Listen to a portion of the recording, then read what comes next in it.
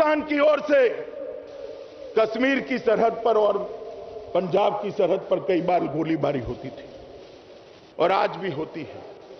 मगर मोदी सरकार आने के बाद, भारतीय जनता पार्टी की सरकार आने के बाद बहुत बड़ा फर्क पड़ा है।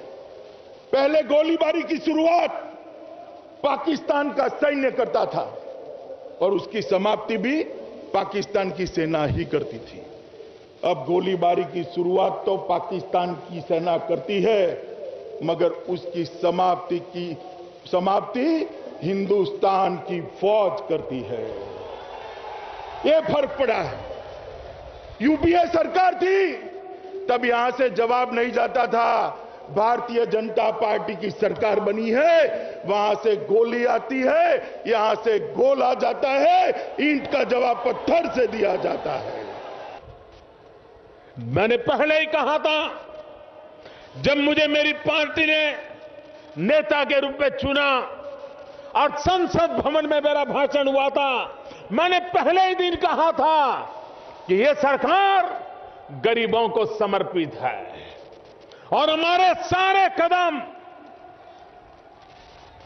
गरीबों में वो चेतना पैदा करने के हैं, वो ताकत अर्जित करने के हैं, ताकि मेरा गरीब भाई भी गरीबी के खिलाफ लड़ाई लड़ने के लिए तैयार हो जाए और सरकार और नागरिक मिलकर के गरीबी से मुक्ति दिलाने का काम करें।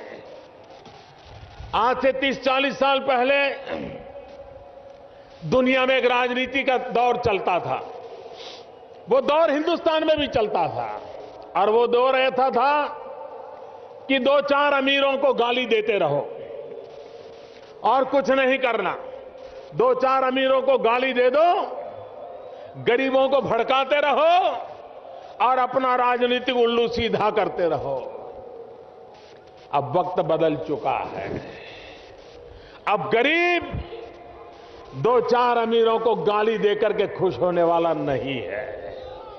वो तो हिसाब चाहता है कि भाई मेरे लिए क्या किया और मेरे लिए क्या करोगे, इसका हिसाब दो। भाइयों बहनों, बिजली सस्ती मिले, पहले बिजली मिले तो, अगर बिजली नहीं है तो बिजली का बिल आने वाला ही कहां है। हमने 2 दिशाओं में काम उठाया है। हम जिस प्रकार से बिजली के काम को उठाया है, हम दिल्ली में से ये जनरेटर की आवाज बंद कर देंगे। भाइयों बहनों,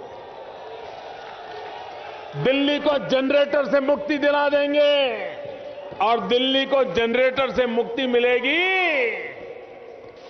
तो ये जहरीली हवा से भी मुक्ति मिलेगी। इतना ही नहीं, 24 घंटे बिजली देने का मेरा वादा है। भाइयों बहनों, 24 घंटे बिजली। भाइयों बहनों, झूठे वादे करके, भड़काऊ भाषण करके गरीब के भले नहीं होते। उसके लिए ठोस योजनाएं होती है। बिजली के अंदर हिंदुस्तान में पहली बार हम एक क्रांतिकारी कदम उठाने वाले हैं। अब तक हिंदुस्तान में इस प्रकार के कोई सोच, कोई कल्पना नहीं कर सकता है। आज अगर आपको मोबाइल फोन और कोई सिम कार्ड लेना है और आपको लगता है कि भाई फलानी कंपनी का सिम कार्ड लेते हैं, लेकिन उनका टेलीफोन तो महंगा पड़ता है, बिल ज्यादा आता है, तो आप दूसरी कंपनी का टेलीफोन ले सकते हो कि नहीं ले सकते हो? जरा बताइए, ले सकते हो कि नहीं ले सकते हो? आसानी से ले सकते हो ना? और बाजार में पता चले कि भाई ये तो और महंगा है, अभी कोई सस्ता आया है, तो तीसरा भी बदल सकते हो कि नहीं बदल सकते हो? आराम से बदल सकते हो ना? भाइयों बहनों, जैसे मोबाइल फोन में आप आराम से अपना सर्विस प्रोवाइडर चुन सकते हो, सस्ते से सस्ता, उसी प्रकार से दिल्ली में हम ये योजना करने वाले हैं कि अगर मान लीजिए 10 कंपनियां यहां बिजली बेच रही हैं और अगर आप चाहते हो कि हमें इससे बिजली नहीं लेनी है, वो सस्ती देता है, हम उससे लेनी है, तो आप ले सकते हैं, व्यवस्था हम करने वाले। भाइयों बहनों, हर समस्या के समाधान होते हैं, सिर्फ इरादे नेक होने चाहिए, और इरादे नेक होते हैं तो भाइयों बहनों समस्या के समाधान भी होते हैं।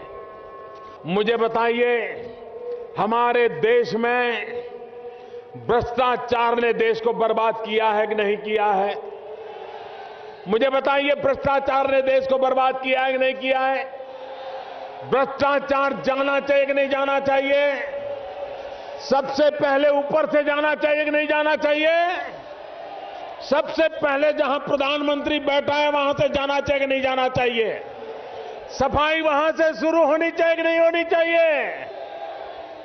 मुझे बताइए भाइयों बहनों, मैं दिल्ली में रह रहा हूं आपके बीच में 7 महीने हो गए, कोई शिकायत आई है? कोई शिकायत आई है? हमारे विरोधियों ने भी कोई आरोप लगाया है? किसी ने मेरी इस विषय में मेरे पर कोई आरोप लगाया है?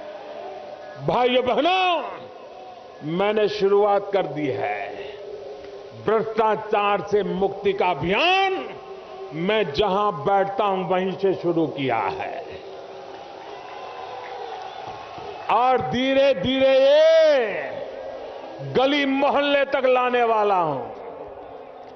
आपको रोजमर्रा की जिंदगी में जो लोग परेशान करते हैं, कोई 5 रुपया मांग लेते हैं, कोई 10 रुपया मांग लेते हैं, कोई ऑटो रिक्शा वाले से लूट लेते हैं, चलता है ना? मुझ पे भरोसा कीजिए, मैंने ऊपर से शुरू किया है, नीचे भी करके रहूंगा।